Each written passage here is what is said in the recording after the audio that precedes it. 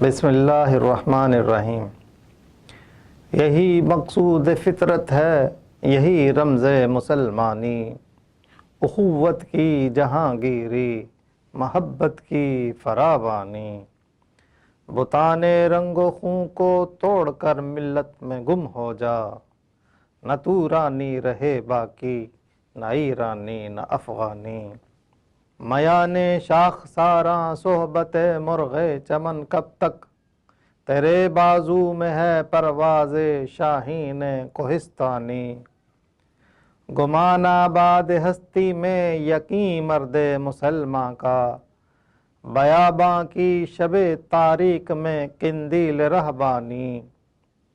مٹایا کیسر و کسریٰ کے استبداد نے جس کو، وہ کیا تھا زور حیدر فقر بوذر صدق سلمانی۔ ہوئے احرار ملت جادہ پیما کس تجمل سے، تماشائی شگاف در سے ہیں صدیوں کے زندانی۔ ثبات زندگی ایمان محکم سے ہے دنیا میں، کہ المانی سے بھی پائندہ تر نکلا ہے تورانی۔ جب اس انگارۂ خاکی میں ہوتا ہے یقین پیدا، تو کر لیتا ہے یہ بالو پرے روح الامی پیدا۔ اس نظم کے چوتھے بند کو علامہ صاحب نے دو دو اشعار کے 4 گروپوں میں تقسیم کیا ہے۔ پہلے 2 اشعار میں وحدت امت، اتحاد اور مسلمانوں کے بھائی چارہ کی اہمیت کو اجاگر کیا ہے۔ تیسرے اور چوتھے اشعار میں مسلمانوں کو اپنے زور بازو پر اعتماد کر کے دوسروں کے لیے مثال بن جانے کی بات کی ہے۔ 5ویں اور 6ٹھے اشعار میں دنیاوی لحاظ سے کمزور ترین افراد کا وقت کی 2 بڑی سپر پاورز کو تہس نہس کر دینے کا ذکر کیا ہے، اور آخری 2 اشعار میں ایمان محکم کی بنیاد پر مسلمان کی پائندگی اور روحانی بلندی کی وجہ سے فرشتوں کا ہم پلہ بن جانے کی بات کی ہے۔ یہی مقصود فطرت ہے، یہی رمز مسلمانی، اخوت کی جہانگیری، محبت کی فراوانی۔ قدرت کو جو مطلوب ہے اور مسلمان ہونے سے جو مراد ہے وہ یہ کہ اسلامیوں کا بھائی چارہ پوری دنیا میں پھیل جائے اور یہاں پیار کی کثرت سے بہتات ہو جائے۔ اگر ہم اس شعر کا جائزہ سورہ آل عمران کی اس آیت کی روشنی میں لیں تو پتہ چلتا ہے کہ اللہ تعالیٰ کو کیا مقصود ہے۔ فرمایا، اور تم سب مل کر اللہ کی رسی یعنی قرآن کو مضبوطی سے پکڑ لو اور آپس میں تفرقہ بازی نہ کرو۔ یعنی آپس کے اختلافات اور تفرقہ بازی جس سے امت بٹ کر ایک دوسرے پر کفر کے فتوے لگائے اور دوسرے اس کی کمزوری سے فائدہ اٹھائیں، یہ اللہ تعالیٰ کو منظور نہیں ہے۔ اس پیچیدہ اور پوشیدہ مسئلے کا حل کتاب اللہ ہے، جس کو مضبوطی سے پکڑ کر امت کو ایک تسبیح میں حسین دانوں کی حیثیت سے پرویا جا سکتا ہے۔ اور یہ بات طے ہے کہ فرقہ واریت کا عدم وجود محبت کی ارزانی اور اخوت کی فراوانی کی صورت میں ہی ظاہر ہوتا ہے۔ اس عمل کے بعد ہی وہ کیفیت پیدا ہوتی ہے جو اس آیت مبارکہ میں کھل کر عملی صورت میں سامنے آتی ہے۔ اللہ کے رسول محمد صلی اللہ علیہ وآلہ وسلم اور آپ کے ساتھی کافروں کے حق میں سخت اور آپس میں رحم دل ہیں۔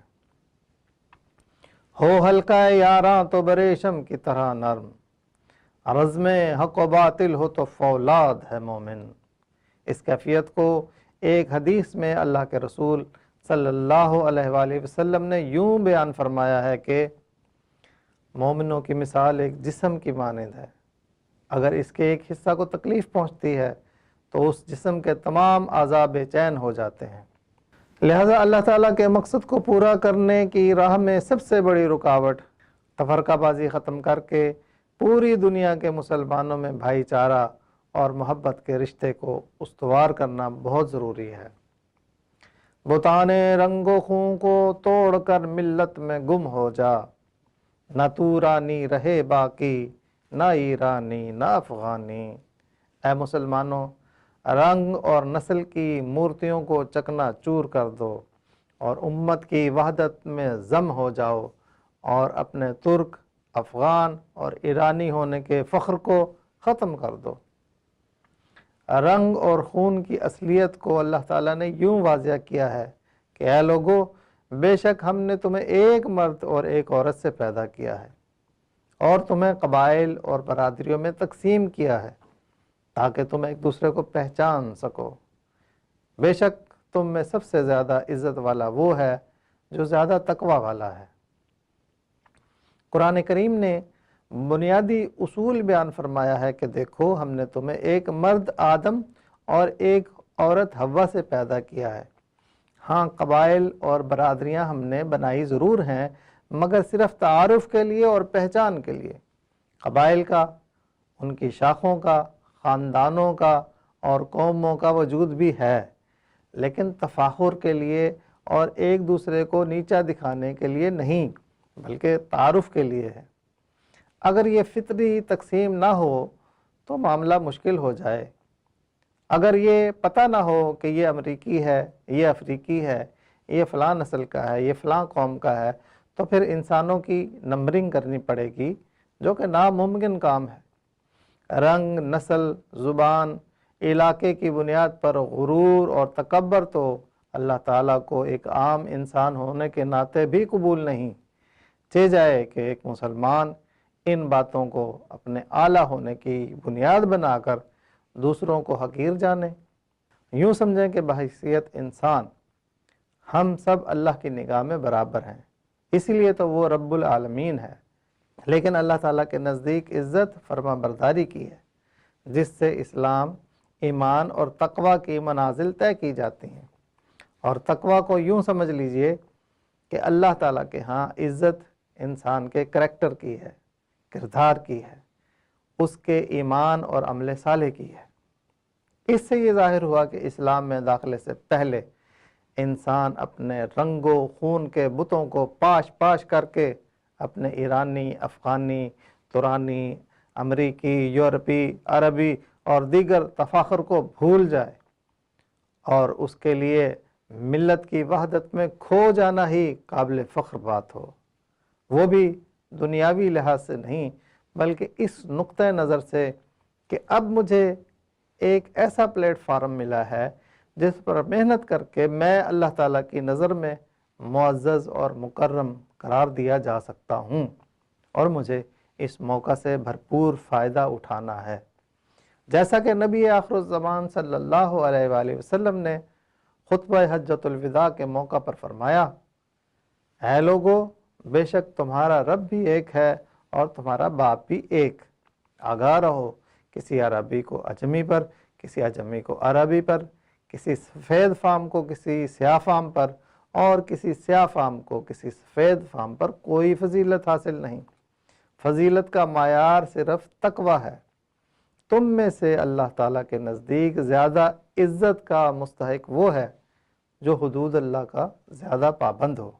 میانے شاخ ساراں صحبت مرغ چمن کب تک، تیرے بازو میں ہے پرواز شاہین کوہستانی۔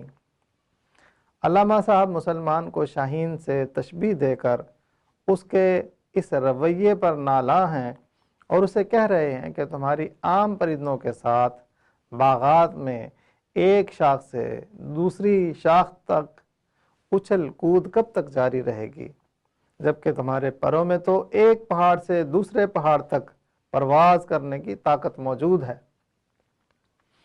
کہیں علامہ صاحب آج کل کے نظام تعلیم پر تنقید کرتے ہوئے فرماتے ہیں کہ اس تعلیمی نظام کے کرتے دھرتے کب سدھریں گے؟ یہ مسلمانوں کے بچوں کو بجائے اونچا اڑنے کی تربیت دیتے، یہ انہیں خاک نشینی کا سبق پڑھاتے ہیں۔ لہٰذا نظام تعلیم وہ ہونا چاہیے جو شاہینوں کے بچوں کو شہبازی کی تربیت دے۔ شکایت ہے مجھے یا رب خدا وندان مکتب سے، سبق شاہین بچوں کو دے رہے ہیں خاک بازی کا۔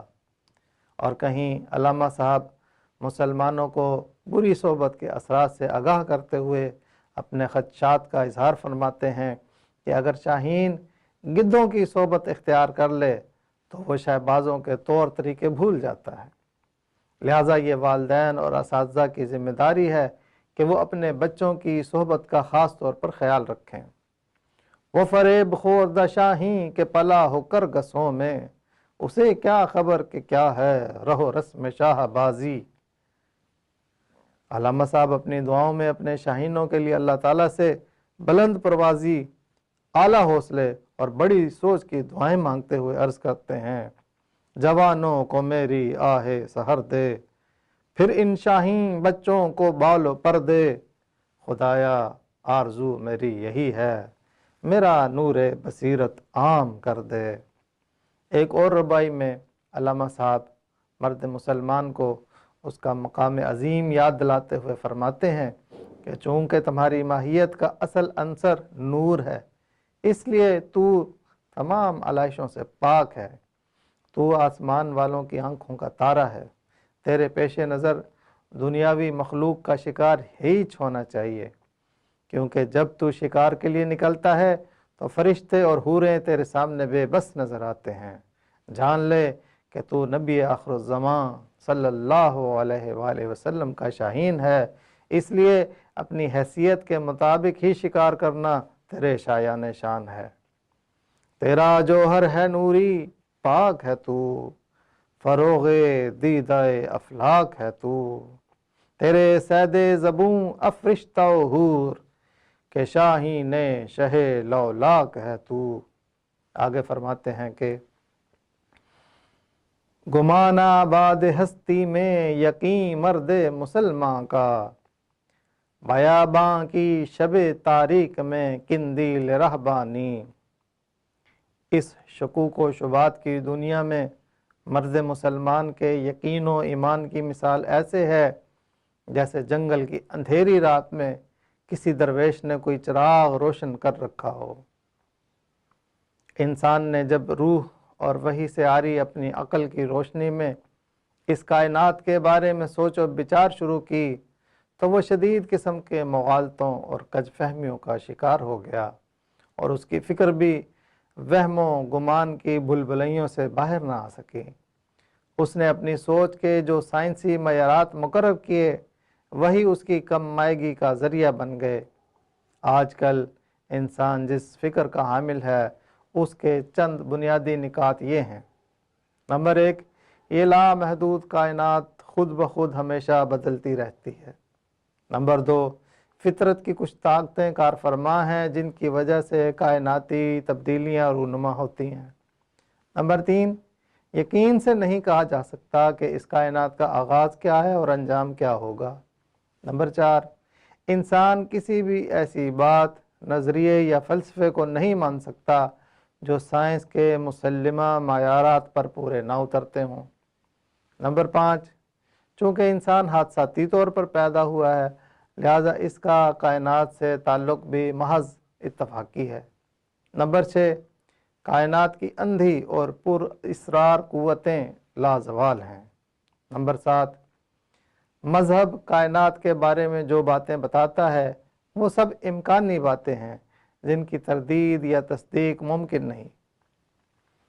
یہ ہے موجودہ انسان جو ریب اور تشکیک کا شکار ہے اور اسپیکٹسزم میں مبتلا ہے، جس کی بنا پر علامہ صاحب اس دنیا کو گمان آباد کہہ رہے ہیں۔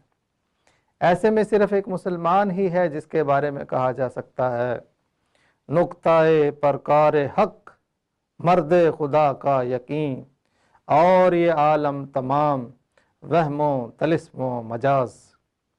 اس وہم اور جادو اور مجاز کی دنیا میں صرف مرد مسلمان ہی وہ شخصیت ہے کہ جس کی کٹیا کا چراغ جنگل کی اندھیری رات میں امید کی ایک روشن کرن کا کام سر انجام دیتا ہے، اور وہ مرد مسلمان جس کے بارے میں علامہ صاحب فرماتے ہیں، ہر لحظہ ہے مومن کی نئی شان نئی آن، گفتار میں کردار میں اللہ کی برہان، قہاریو غفاریو قدوسیو جبروت، یہ چار عناصر ہوں تو بنتا ہے مسلمان۔ ہم سایہ جبریل امی بندہ خاکی، ہے اس کا نہ شیمن نہ بخارا نہ بدخشان، یہ راز کسی کو نہیں معلوم کہ مومن قاری نظر آتا ہے حقیقت میں ہے قرآن۔ قدرت کے مقاصد کا عیار اس کے ارادے، دنیا میں بھی میزان قیامت میں بھی میزان، جس سے جگر لالا میں ٹھنڈک ہو وہ شبنم، دریاؤں کے دل جس سے دہل جائیں وہ طوفان، فطرت کا سرود ازلی اس کے شب و روز، آہنگ میں یکتا صفت سورہ رحمان، بنتے ہیں میری کارگہ فکر میں انجم، لے اپنے مقدر کے ستارے کو تو پہچان، مٹایا کیسر و کسریٰ کے استبداد کو جس نے، وہ کیا تھا زور حیدر فقر بوذر صدق سلمانی، حضرت علی رضی اللہ تعالیٰ عنہ کی قوت ایمانی، حضرت ابو ذر غفاری رضی اللہ تعالیٰ عنہ کی درویشی، اور حضرت سلمان رضی اللہ تعالیٰ عنہ کی سچائی میں وہ طاقت ہے کہ جس نے دنیا والوں کو کیسر اور کسریٰ کے ظلم سے نجات دلا دی۔ اس شعر میں علامہ صاحب نے گمان آباد کی دنیا کے دو بڑے بڑے بادشاہوں کا وقت کے غریب ترین لوگوں سے موازنہ کر کے دکھایا ہے کہ یقین کی طاقت کیا چیز ہے۔ ایک طرف کیسر اور کسریٰ بادشاہ ہیں جن کے پاس لاکھوں کی فوج، گھوڑے، ہاتھی، اونٹ، جدید اسلحہ، توپیں موجود ہیں، فوج میں تربیت کا اعلیٰ انتظام موجود ہے، راشن کی فراوانی ہے، اور دوسری طرف وقت کے غریب ترین انسان حضرت علی المرتضیٰ رضی اللہ تعالیٰ عنہ، جن کے بارے میں کہا کہ تیری خاک میں ہے اگر شرر تو خیال فقر و غنا نہ کر، کہ جہاں میں نان شاعر پر ہے مدار قوت حیدری، جبکہ حضرت ابو ذر اور حضرت سلمان رضی اللہ تعالیٰ عنہم کا شمار فقرائے صحابہ میں ہوتا ہے جو مسجد نبوی کے در پر بیٹھے رہتے تھے اور حضور صلی اللہ علیہ وآلہ وسلم کی صحبت سے فیضیاب ہوتے تھے۔ ان لوگوں نے اپنی قوت ایمانی کے بلبوتے پر کیسر اور کسریٰ جیسے طاقتور بادشاہوں کے ظلم اور ناانصافی کو دنیا سے حرف غلط کی طرح مٹا دیا اور عدل و انصاف کا دور دورہ کر دیا۔ ہوئے احرار ملت جادہ پیما کس تجمل سے، تماشائی شگاف در سے ہیں صدیوں کے زندانی۔ آزاد قوم اس شان و شوکت سے اپنی منزل کی طرف چلتی ہے کہ کئی سالوں سے بنے ہوئے غلام اپنے جیل کے دروازوں کی درزوں سے آزاد قوم کی زیب و زینت کا نظارہ کرتے ہیں۔ جب ملت اسلامیہ کے آزاد افراد کا قافلہ خوبصورتی اور شان و شوکت کے ساتھ دنیا کے باسیوں کو ظلم و استبداد کی قید سے چھڑانے کے لیے اپنے ملک سے نکل کر اپنے سفر پر گامزن ہوا، تو زمین کا ہر باشندہ اپنی جیل کے بند دروازوں کی درزوں سے ان کی طرف امید کی نگاہیں لگا کر دیکھنے لگا کہ یہ قافلہ کب تک ان تک پہنچ کر انہیں بادشاہت کی قید سے رہائی دلائے گا۔ حقیقت ہے کہ جب مسلمان افواج انسانوں کو بادشاہوں کی چیرہ دستیوں سے آزاد کرانے نکلے تو بہت سارے لوگوں نے انہیں خوش آمدید کہا اور اپنے ہی ملک کی فوجوں کے خلاف مسلمانوں کی مدد کی، اور کچھ مواقع پر لوگ مسلمانوں کے پاس وقت کے بادشاہوں کے خلاف شکایات لے کر آئے، جیسا کہ افریقہ کے گورنر حضرت موسیٰ بن نصیر کے پاس اسپین کے صوبے سیوتا کا گورنر کونٹ جولین اپنے ظالم بادشاہ راڈرک کے خلاف شکایت لے کر آیا کہ بادشاہ نے بہانے بہانے سے اس کی بیٹی فلورینڈا کو اپنے پاس رکھا ہوا ہے اور وہ اس کی عصمت دری کرتا ہے۔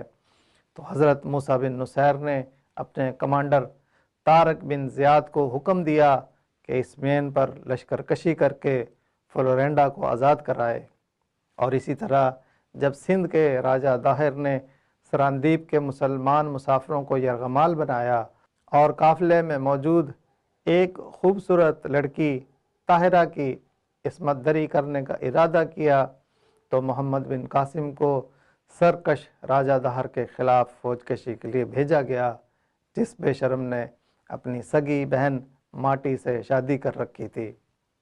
ثبات زندگی ایمان محکم سے ہے دنیا میں، کہ المانی سے بھی پائندہ تر نکلا ہے تو رانی۔ دنیاوی زندگی کی بقا اللہ پر پختہ ایمان سے ہی ممکن ہے۔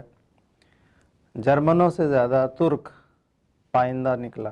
المانی سے مراد جرمن کا رہنے والا سینٹ مارٹن لوتھر ہے، جس کے بارے میں مسجد قرطبہ نظم میں علامہ صاحب نے کہا کہ دیکھ چکا المنی شورش اصلاح دین، جس نے نہ چھوڑے کہیں نقش کہن کے نشاں، حرف غلط بن گئی عصمت پیر کنشت، اور ہوئی فکر کی کشتی نازک رواں۔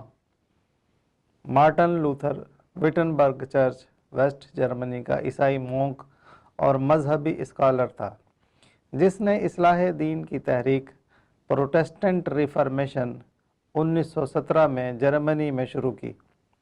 مارٹن لوتھر نے پوپ کے ادارے کی کرپشن اور لوٹ مار کو اپنے 95 تھیسز کے ذریعے تنقید کا نشانہ بنایا۔ پوپ نے holy Roman emperor Charles V کے ذریعے مارٹن لوتھر کو اپنی تحریک واپس لینے کے لیے کہا۔ مارٹن لوتھر نے انکار کیا تو اسے مرتد قرار دے دیا گیا، جس کا مطلب یہ تھا کہ اگر اس بنیاد پر کوئی عام آدمی بھی اس کو قتل کر دے تو قانون کے مطابق قاتل مجرم نہیں ہوگا، اور یوں عیسائی مذہب کے رومن کیتھولک چرچ میں ایک نئے فرقے پروٹسٹنٹ عیسائیت نے جنم لیا۔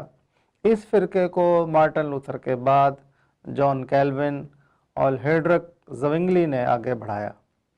اس تحریک کا سب سے بڑا فوکس پوپ کا عام عیسائیوں سے پیسے لے کر گناہوں سے نجات اور جنت کے فرمان جاری کرنا تھا۔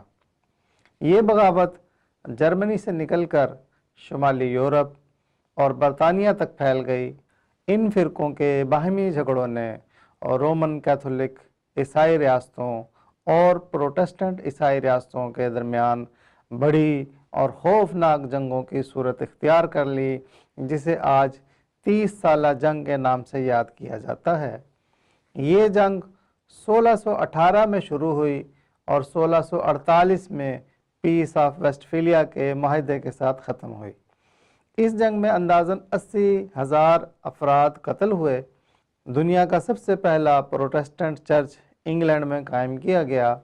آج کے اندازوں کے مطابق دنیا میں ٹوٹل عیسائیوں میں سے تقریباً 40% عیسائی پروٹسٹنٹ فرقے کے پیروکار ہیں۔